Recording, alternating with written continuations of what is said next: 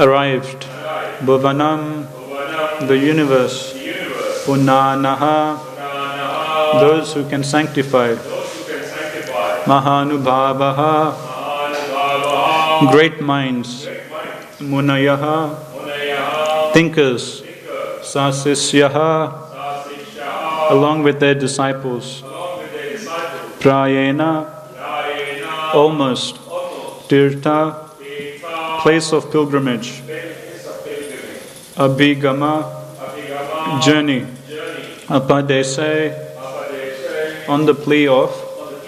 Swayam, personally. He, certainly. Tirthani, all the places of pilgrimage. Punanti, sanctify. Santaha, sages. Translation, purport by His Divine Grace, Srila A.C. Bhaktivinoda Swami Srila Prabhupada ki jai. Translation, at that time all the great minds and thinkers, accompanied by their disciples and sages who could verily sanctify a place of pilgrimage just by their presence, arrived on the plea of making a pilgrim's journey. Purport, when Maharaj Parikshit sat down on the bank of the Ganges, the news spread in all directions of the universe, and the great-minded sages who could follow the importance of the occasion all arrived there on the plea of pilgrimage. Actually, they came to meet Maharaj Parikshit and not to take a bath of pilgrimage, because all of them were competent enough to sanctify the places of pilgrimage. Common men go to pilgrimage sites to get themselves purified of all sins. Thus, the places of pilgrimage become overburdened with the sins of others. But when such sages visit overburdened places of pilgrimage, they sanctify the places by their presence. Therefore, the sages who came to meet Maharaj Parikshit were not very much interested in getting themselves purified like common men, but on the plea of taking a bath in that place, they came to meet Maharaj Parikshit because they could foresee that Srimad Bhagavatam would be spoken by Sukadeva Goswami. All of them wanted to take advantage of the great occasion. Om Jnana Timirandasya Gyananjana Salakaya Chaksurumanitam Yena Tasmai Shri Guruve Namaha. Jai Shri Krishna Chaitanya Prabhu Nityananda Shri Dvaita Gadadhara Shivasari Gaura Bhaktarinda. Hare Krishna Krishna Krishna Hare Hare Hare Rama Rama Rama Hare Hare.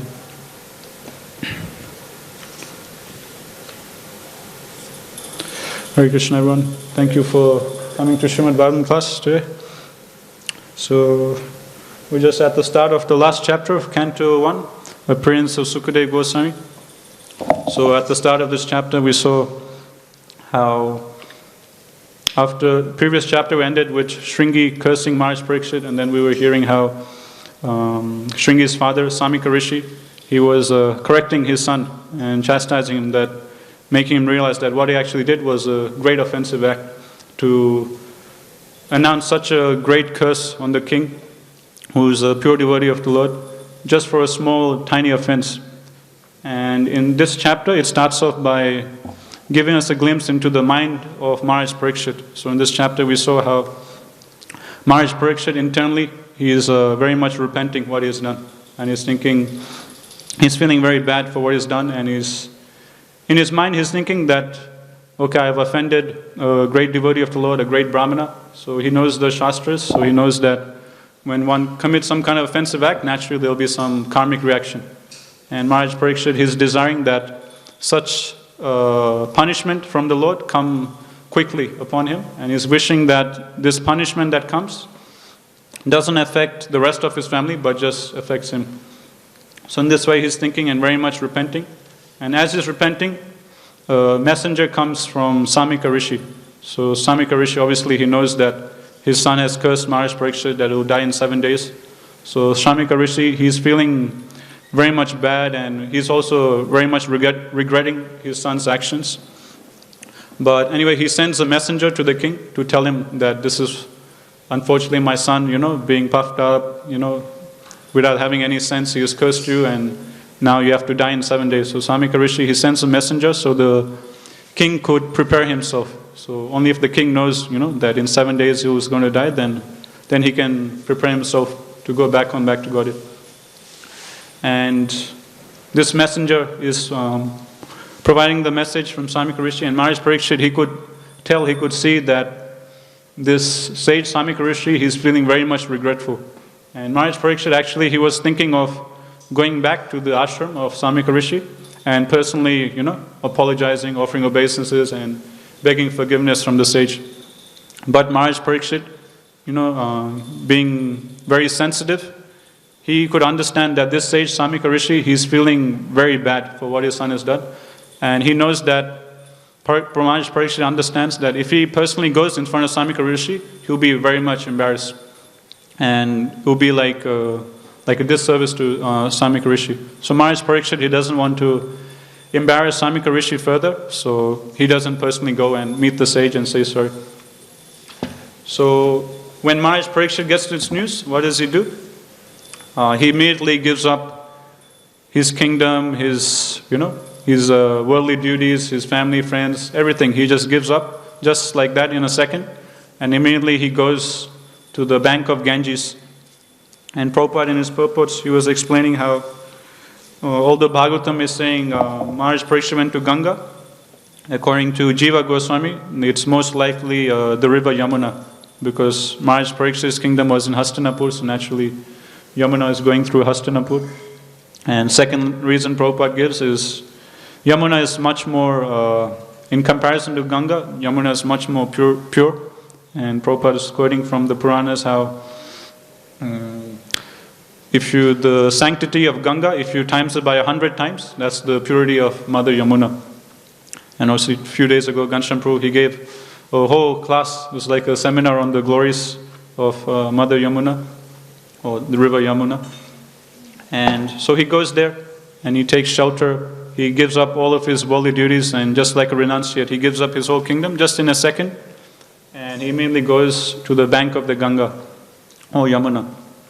And he decides, in text 7, yesterday we saw that Maharaj Parikshit decided once and for all and sat down on the bank of Ganga to fast until death and give himself unto the lotus feet of Krishna, who alone is able to award liberation. And he decides that, okay, now I'm just going to sit on the bank of Ganga and perfect my Krishna consciousness, and he decides, okay, I'm just going to fast till death here.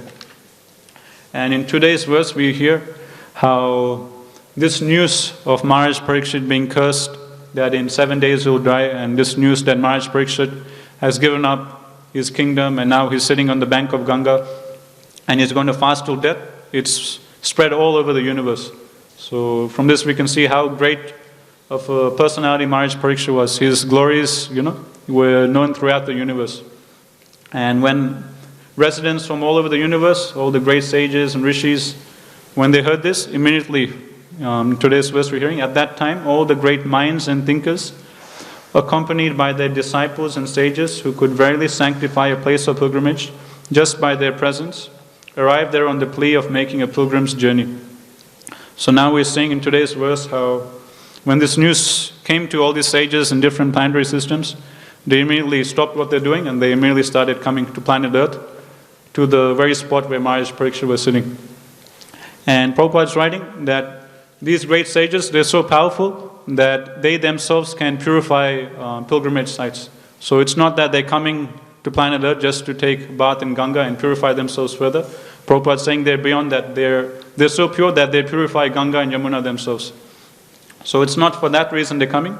Prabhupada writes that these great sages, they could foresee that now Srimad Bhagavatam will be spoken by Sukadeva Goswami. So the reason all these great sages and rishis from all over the universe they came was simply to hear Srimad Bhagavatam from the mouth of Sukadeva Goswami. And so that's a brief background of what we've discussed so far. And Prabhupada in his purport, first he discusses about this fact how devotees of the Lord, they're so pure that they purify pilgrimage sites. So in Bhagavatam there's this story of how once one king, to deliver his forefathers, he was doing a great tapasya to ask Mother Ganga to descend to the material world so his forefathers could be delivered. And he did severe tapasya for thousands and thousands of years. And finally, when he got the boon, Mother Ganga said, okay, I can come, but you have to fulfill two conditions. First condition is that when I come down, from the spiritual world, I'll be coming down with such force that as soon as I hit planet Earth, I'll just go straight through. I'll just create a hole through planet Earth, go through one side and come out the other side. So I need someone to resist my impact, the force from coming down from such high distance. So this king, he says, okay, no problem, I'll ask Lord Shiva. Lord Shiva will agree to take the impact of your force on his head, and that way planet Earth will be saved from having a big hole going straight through it. So Lord Shiva agrees. So that's why it's mentioned Ganga, she comes from the higher planetary systems, and she first hits the head of Lord Shiva, and from Lord Shiva she comes down the Himalaya mountains. And the second condition she asks is that, okay, I'll come to planet Earth, but all these sinful, karmis, they'll come and take bath, and when they take bath in my holy river, they'll dump all their sins in me. And slowly, after time, I'll be full of so much sin. And how can I purify myself of all these sins? I don't want to accumulate so many sins of all these demoniac people. Then this king says, don't worry. When the pure devotees of the Lord, and pure devotees of Krishna, when they come and they take bath in your holy waters, they will nullify all these sins that are dumped in your waters. So in this way you will be sanctified, in this way you will stay pure. Then she agrees, and then she agrees to come. So in this way we see how powerful the pure devotees of the Lord are. Like a few days ago we were hearing about the glories of Ganga, the glories of the river Yamuna, how purifying it is. But pure devotees, they're even more pure. They're so pure that they can purify Mother Yamuna, they can purify Mother Ganga. And there's one bhajan, in many bhajans actually, previous acharyas, they say that only when it comes to taking bath in holy water, only after taking bath in holy or sacred rivers, after many times one can get purified. But pure devotees of the Lord, they're so pure and merciful, just by taking darshan of a pure devotee of the Lord, just by seeing a devotee of the Lord, one can immediately free himself from all sins. So in this way, the acharyas, they compare, the comparative purification between a devotee and the sacred rivers or sacred pilgrimage sites. So the acharyas say, only after taking bath, multiple times, after some time, slowly, our sins will go. Whereas a pure devotee of Lord, or Mahabhagavat, just, you don't even have to hear from them or serve them, just by looking at them. If you just take darshan, just from a distance, look at a pure devotee of Lord, just by that darshan, one can get purified of all sins. So in this way, the acharyas, they glorify the pure devotees of the Lord. So how is it that the pure devotees of the Lord are so powerful, are so much powerful in helping us clean our heart? It's mentioned, like one verse that comes to mind is in 9th canto, when Durvasa Muni, he had created this fiery demon to kill Maharaj Ambrish, and then Sudarshan Chakra came to protect Maharaj Ambrish.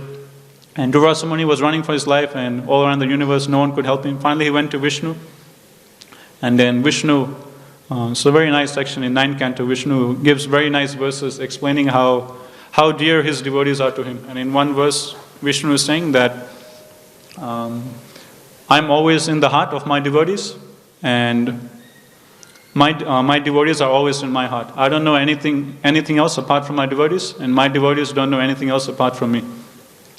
And Vishnu, he goes on to say many other verses explaining how although he's independent, at the same time he's dependent on the will of his devotees. If his devotees want him to do something, he has to fulfill it. He's under their control. By their bhakti, the devotees, they bind Krishna up. But this nice verse, it explains that the devotees, Lord, they carry Krishna in their heart. So because they're always carrying Krishna's lotus feet in their heart, that's how they become so pure and so powerful, that they can even purify, they can even sanctify holy places of pilgrimage. So, and recently I was reading in CC, in one purport, Prabhupada's talking about Chaitanya Mahaprabhu, how he worshipped his spiritual master. Prabhupada was saying that when Chaitanya Mahaprabhu, he visited the birthplace of his spiritual master, Ishwarpuri, he firstly offered obeisances to that pilgrimage site, and then he collected some dust from the place where Ishwarpuri was born. And he kept the dust with himself. And it's mentioned every day, Chaitanya Mahaprabhu used to eat a little bit of that dirt in honor of his spiritual master. So Prabhupada is explaining his purpose that this is the way one should worship the spiritual master. He's like this Krishna himself, he says, Acharya mam vijanayan nava manyeta hi karichet, that one should understand the Acharya or the spiritual teacher, the spiritual master, to be non-different from him. And one shouldn't be envious of him. And all the demigods, they reside in the body of the spiritual master. So in this way, there's so many verses glorifying the pure devotees of the Lord. Any place the pure devotee of the Lord goes to, that place becomes Vrindavan. That place becomes like the spiritual world. So in this way, we can see that pure devotees of the Lord, they are like walking places of pilgrimage. They're like portable places of pilgrimage. So in this way, they're even more merciful, because to visit Ganga or to visit Yamuna or other sacred holy places, one has to book a ticket and go and fly to India. And only after traveling so much, one can go and take the mercy of these holy places of pilgrimage. Whereas pure devotees of the Lord, they're like portable places of pilgrimage. They're traveling all around the world. And we get, it's mentioned, just like I was saying before, just by taking darshan of these devotees, we get purified. What to speak of if we hear Krishna Katha from them? It's mentioned, Bhagavatam gives a nice example, that the words that come out of the purity of the Lord, they're just like water. So it's compared to water, because water is always given as an example for something that purifies. So like in deity worship, we always do achaman, we purify ourselves with water. We take bath to purify ourselves. So water is used to purify ourselves, externally, internally. So that's why it's mentioned that pure devotees of the Lord, they're like water, because it cleanses our soul. It cleanses us of all the anathas in our heart. And the second reason it's compared to water, Bhagavatam explains, is just like if you go to any natural site where there's some nice waterfall, or you go to the beach or some river, you'll hear the sound of the waterfall, the nice sprinkling sound of the water splashing onto the ground, or the nice flow of the river going across. Or if you go to the beach, you can hear the waves, going in and out. And when you hear the sound of the water, either on a beach or a river or a waterfall, it's like very soothing, to the mind. And you feel so nice just to hear the sound of the waterfall, or just to hear the flowing water of the river, or hear the waves of the ocean. It's just very soothing for the mind, very calm, and it's very pleasurable to the ear. So in the same way, when a pure devotee speaks, it's like that. It's very pleasing to the ear. Whatever he speaks, obviously it's purifying, but at the same time, it very much satisfies our hearing tendency, our hearing capacity, and it gives devotees great bliss and great joy and great satisfaction. And we have all realization of this, like whenever any Maharajas come and they give class, everyone's so absorbed in the class, and everyone's feeling so much bliss, satisfaction and joy just by hearing the class. So in this way, Bhagavatam glorifies the Krishna Katha that a pure devotee of the Lord sings. And so that's the first point Prabhupada is mentioning in today's purport. Second thing Prabhupada is saying is that, so because these devotees, they're so powerful, they can even purify holy places of pilgrimage. It's not for that reason they came. It's simply to hear Srimad Bhagavatam. They could, Prabhupada writes, they could foresee that Srimad Bhagavatam would be spoken by Sukadeva Goswami. So just to hear Srimad Bhagavatam, they came from all over the universe.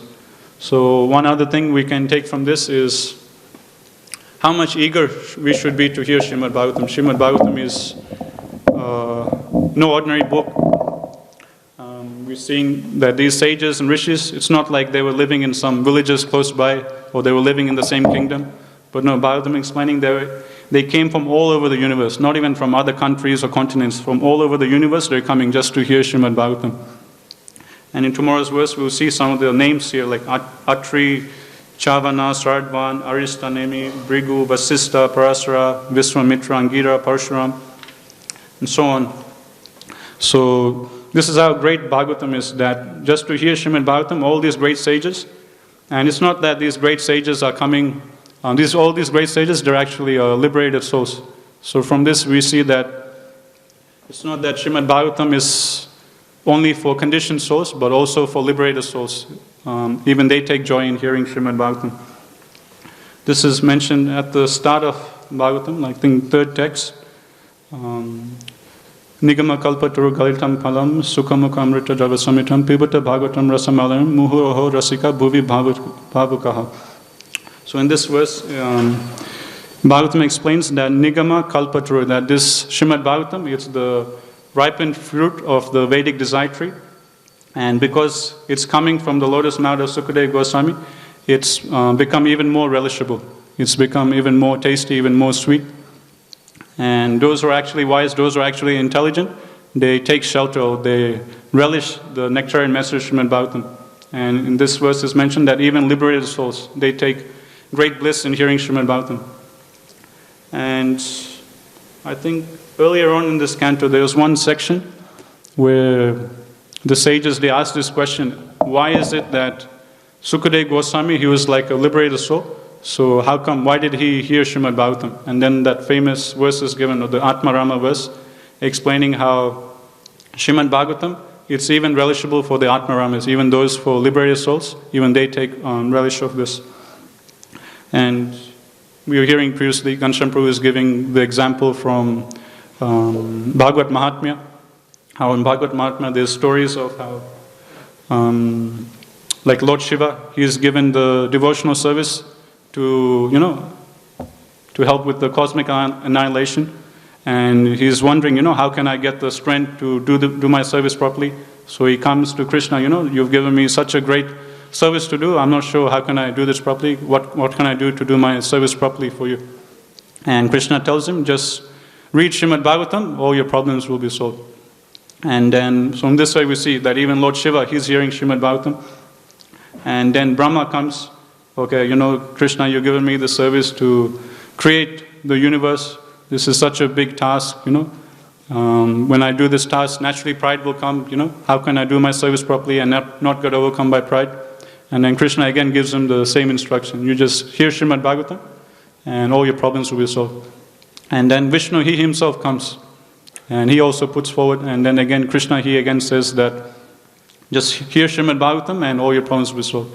So what to speak of, Lord Shiva or Lord Brahma, even Vishnu himself, he's like Vishnu Tattva, Even he hears Srimad Bhagavatam. And it's mentioned that Mother Lakshmi and Vishnu, they take turns in reciting Bhagavatam. Like first Vishnu will recite Bhagavatam and Mother Lakshmi, she'll hear. And then they'll switch roles. Then Mother Lakshmi will recite Srimad Bhagavatam, then Vishnu will hear. And it's mentioned that when Vishnu recites Srimad Bhagavatam, it will take him like 1 month. But when Mother Lakshmi, she recites Srimad Bhagavatam, it will take him like twice the number of time. Because she very much, she very much relishes Srimad Bhagavatam and she just gets very absorbed in it. So in this way we see how Bhagavatam is no ordinary literature. Even all these great sages from all in the universe, they're coming to hear Srimad Bhagavatam. Narad Muni is hearing, Vyasadeva. Even though Vyasadeva, he himself taught Bhagavatam Sukadeva Goswami, he again is sitting in the class of his own student and he is hearing Srimad Bhagavatam. And Vishnu is hearing, Lakshmi Devi is hearing.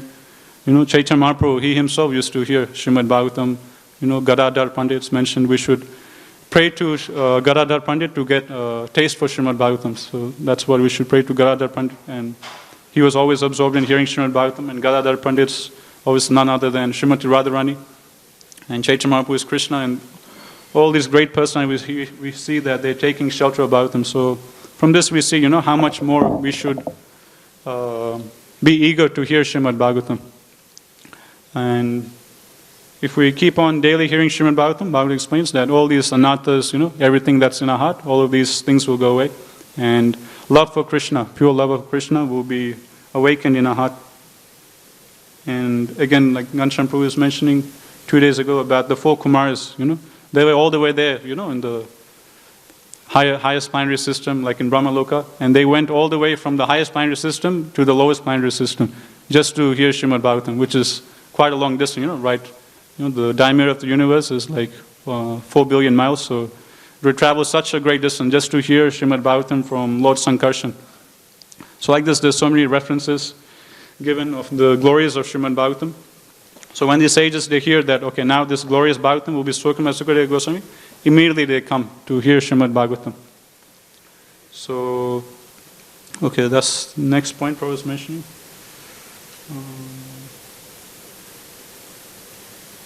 The last point I'll talk about is how by Prabhupada's mercy, this Bhagavatam is now being distributed all around the world. So we heard how amazing Bhagavatam is, that it's even relished by great demigods, Vishnu himself, Chaitanya Mahaprabhu and his associates. So naturally, if something is so great that it's relished by, Vishnu Tattva, liberated souls, then that something will be like very valuable. And generally, when something is very valuable, very precious, it's very hard to attain. Like say a diamond, a diamond will cost like $1 million or more. Some very, precious diamond. So only few persons in the world, they could access the diamond or buy the diamond. Someone has to be very rich or wealthy. And Bhagavatam is something, like you can't even compare that to a diamond. So naturally one will think to get access to this great literature, this great transcendent literature, which even Vishnu Tattva are relishing, it will take great effort, great qualification, great austerities to obtain. But by the mercy of Chaitanya Mahaprabhu made this message of Bhagavatam accessible to everyone. So this is, and Prabhupada obviously following in the footsteps of Lord Chaitanya Mahaprabhu, by his blessings, now the same Bhagavatam we're distributing on the streets, to anyone and everyone. It doesn't matter which country they come from, which background, without any qualification, we're freely distributing. And this we're following in the footsteps of Lord Chaitanya. Sometimes people on the streets, they argue, that, they see us distributing to Australians or Chinese people, and they come, like Indian persons will come and say, this is a Hindu literature, why are you giving this to the Australians? Why are you giving this to the Chinese, This should be kept in the temple, this is sacred text, why are you giving to them? You shouldn't sell to them. Like that, they come and challenge. But we're simply following in the footsteps of Lord Chaitanya Mahaprabhu. We're just following in the footsteps of our previous acharyas.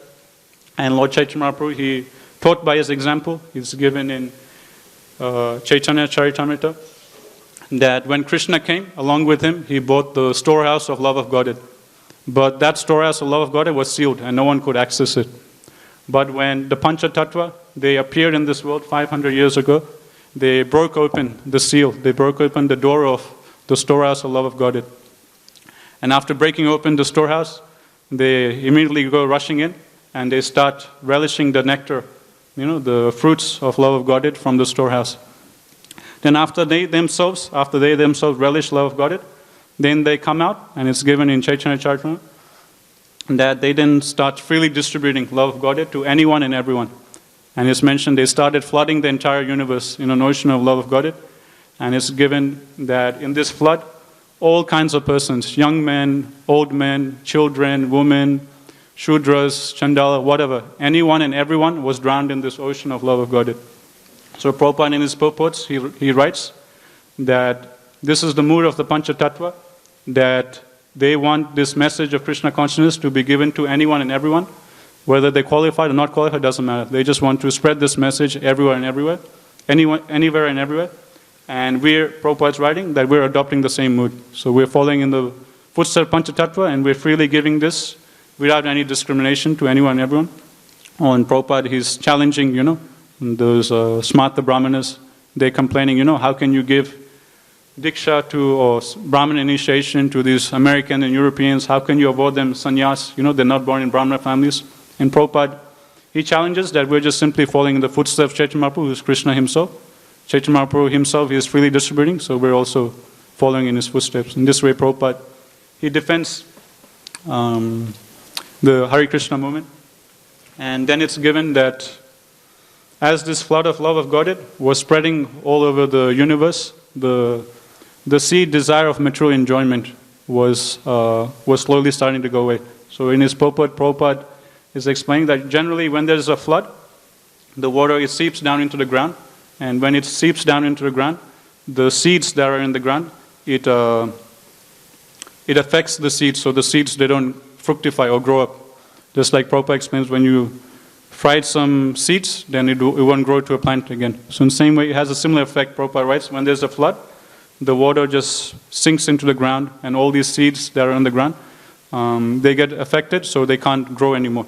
So in the same way, Prabhupada writes, when the flood of love of Godhead, or Krishna conscious movement, it spreads across the world, the seed desire for mature enjoyment, which is in the heart of all conditioned soul, that gets mitigated.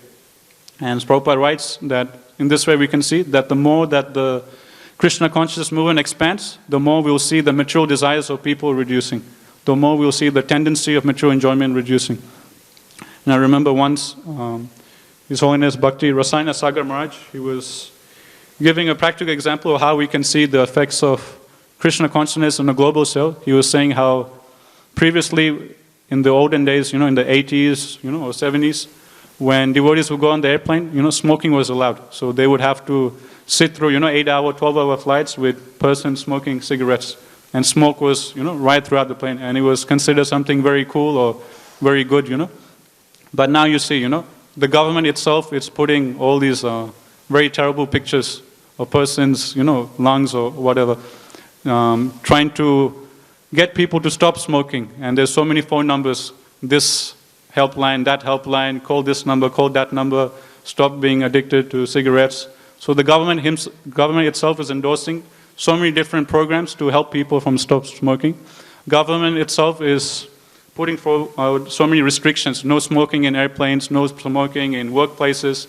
And now North Sydney has become a no-smoke zone. There's stickers, on the ground all over North Sydney saying, North Sydney is a no-smoke zone, please respect, don't smoke. So now like a whole CBD area is like a no-smoke zone. And secondly, another example we can see with the vegan and vegetarian movement. Now they're so surprising. When I go out on the streets, I distribute books. And after they buy the book, I show them my addresses and I say them, we have temples, we have meditation centers, and we also have vegetarian restaurants. You can get some nice vegetarian food. And then so many people say, oh, really? Oh, I'm actually vegan, I'm actually vegetarian. Nowadays you see so many people, they're going into becoming vegans and vegetarians. They're realizing, what it is actually they're eating actually. Whereas in the past, no one cared. Very few vegetarians there'll be. But now it's like such a big, popular thing to be a vegetarian, be a vegan. So many persons are taking to it now. People are slowly starting to understand, And now there's, propaganda, like many times in Pitt Street Mall when we're doing books, all these vegan people will come with their big televisions, and on these big TV screens, they will show videos of, how animals are being tortured in animal farms where they're slaughtered. So in this way we see how, and Maharaj was saying that this is a result of Krishna consciousness spreading. So again, quoting from CC, Prabhupada explaining how when the flood takes over the land, the seeds, they get nullified and the seeds can't grow. So in the same way, the more Krishna consciousness expands, the more the seed for material enjoyment will slowly reduce. So in this we can see one aspect through these examples, how people are slowly starting to become more conscious about what they're eating, about intoxication, things like that. So it's our duty to go out and continue spreading this movement. So, like I read one verse in Purport recently in CC. This is the famous verse, Bharate Bhumite Hoile Manusha Janma Yara Janma Satakari Para Upakara. So in this verse, this is from the chapter, the Desire Tree of Devotional Service. So it's like an analogy given that the tree of devotional service is there, and Lord Chaitanya Mahaprabhu is the gardener, and he's taking the fruits of the tree and he's trying to distribute to all around the world, all around the universe, to deliver persons, to deliver everyone. And Chaitanya Mahaprabhu in this verse, he's ordering that anyone born in the land of Bharatvarsha, in the land of India, it's their duty to first become Krishna consciousness and then go out and make others Krishna conscious. So it's very nice purport Prabhupada gives. Prabhupada explains why why Chaitanya Mahaprabhu is saying for India. Prabhupada's writing that the glory of India is such that anyone who's born in India, right from childhood, they get exposed to Vedic culture. And Prabhupada, he gives very nice arguments. Firstly, Prabhupada says that 99% of persons born in India, they understand about reincarnation, they understand about karma, they understand that there's some afterlife, they understand about the soul. So this basic spiritual knowledge, 99.9%, Prabhupada says, persons born in India, they have this knowledge right from childhood. They already have this basic knowledge. So they understand, okay, if I do some bad thing, I'll get some karmic reaction. If I don't act properly in this life or next life, I'll get some bad body. Something bad will happen. They have this fear. They have basic spiritual knowledge, which we don't see in Western countries. The philosophy now in Western countries is, there's the saying YOLO, you only live once. This is the only lifetime you have. eat, be merry, just do whatever you like, get as much sense gratification as you get, because once you die, that's it, everything is finished. So, whereas with persons born in India, right from childhood, they get taught basic spiritual wisdom. And secondly, Prabhupada writes that persons in India, they have some sentiment to hear Krishna Katha. And Prabhupada gives the example, whenever there is some pravachan, some lecture, or some big festival, you see thousands and thousands of persons coming, for the festival, or coming to hear some class, and they'll come and engage in some spiritual activity. So in this way, Prabhupada is giving many different, like yesterday was first day of the New Year, and you'll see Indians from all over Sydney, they'll go to different temples. Whereas if you look at the other side, for Australians or the other common man, it's like a holiday day, they'll probably go to the beach, or they go to the pub, or drink beer, just engage in sense gratification. Whereas for persons from India, they naturally have that spiritual inclination. Okay, they think, okay, this is the first day of the year, let me start off on a good positive note, let me go to the temple, take some blessings of the Lord. So all Indians, they have this, this spiritual inclination right from birth, Prabhupada is explaining. So therefore, Prabhupada is writing, that's why Chaitanya Mahaprabhu is ordering that all these persons born in India, they already have, the spiritual upbringing right from childhood. Therefore, it's their duty to first of all perfect themselves, and then go out and give this message to others, and help the other conditioned souls. But at the same time, at the end of the purport, it's funny, Prabhupada writes, it's not that only Indians, Chaitanya Mahaprabhu is explaining, actually it's for all human beings. So he in one way contradicts himself, but Prabhupada, he says that it's not only for Indians, but it's for everyone, because in the next verse, in Chaitanya Mahaprabhu, he quotes another verse, and this verse, it doesn't just address Indians, it addresses all human beings. So this verse is taken from 10th Canto Bhagavatam. So in this verse, this is Krishna, he himself, speaking to his cowherd boys. Once they were playing, and it was very hot, and then they came under the shelter of a tree, and they were feeling so much pleasure. And then Krishna is pointing to the tree and glorifying the tree, to his cowherd boyfriends. Just see how great these trees are. These trees are just like saintly personalities, just like a saintly person. He simply lives for the benefit of others. Similarly, these trees, they're simply living for the benefit of others. And Krishna goes on to glorify how, these trees, they tolerate the wind, they tolerate the heat, the cold, everything. So much they tolerate, and they give shelter to all living beings. Anyone who comes to the tree, he never goes empty-handed. And the tree serves society in so many ways. The tree offers its bark, it offers its shade, offers its roots, its leaves, fruits, flowers. In so many different ways, the tree is serving human society. And in return, it doesn't expect anything in return. Others might come and, urinate on the tree, say bad words to the tree, chop down the tree, but the tree will never retaliate. But instead, the tree will come, bend down, and give you a fruit or a flower. So in this way, Krishna glorifies the trees. And Krishna says, just like this tree is simply living for the benefit of other living beings, not expecting anything in return, in the same way, Krishna writes that it is the duty of every single human being that with his Kama, Artha, Diya, Vacha. So by his actions, by his wealth, Diya, intelligence, and by his words. So by these four things, it is the duty of every human being to perform activities for the welfare of all other living entities.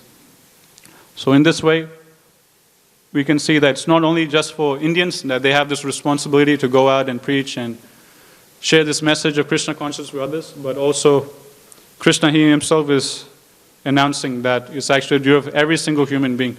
Anyone who has a human body, it's their duty to, with their intelligence, with their wealth, with their words, with their actions, that they should perform activities to help others in society. And then Chaitanya Mahaprabhu quotes another verse, like a very similar verse from Vishnu Puran.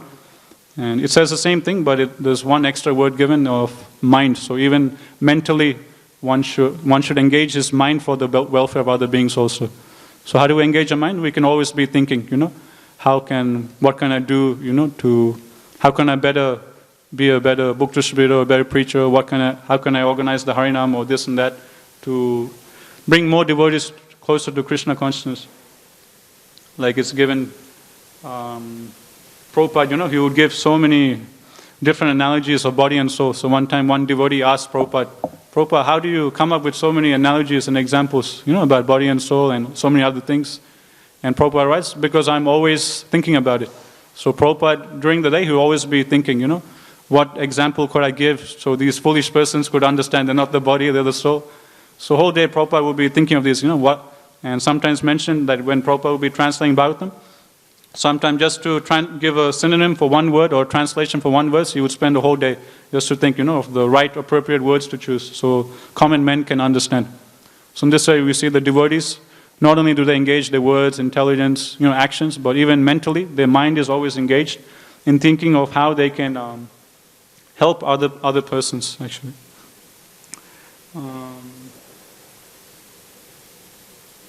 Okay, with this, I'll stop here.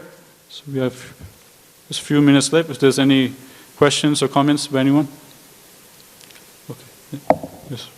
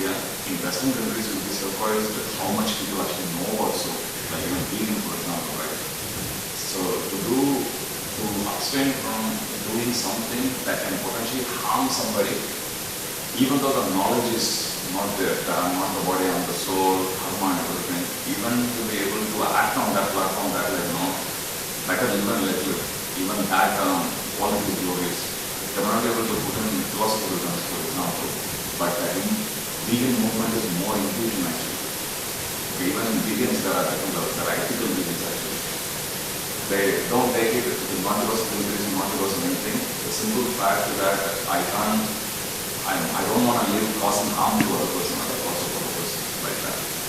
So That is what I would share. So Prabhupada, when he writes, there is no contradiction there. Underlying principle in what Prabhupada says is, whatever you have it, you can be engaged in Krishna service, engaged. So in that sense, you will see sometimes Prabhupada will say, you are born in India, you should take it up. You are Europeans and Americans, you should take it up. Okay, that's just to inspire. But on the other hand, when that actually starts to supersede the underlying basic humanity, then Prabhupada chastises there by saying, it's not only the prerogative of Indians, as long as you think you are American and European, and not going back to the world. The basic principle is just engage your opinion.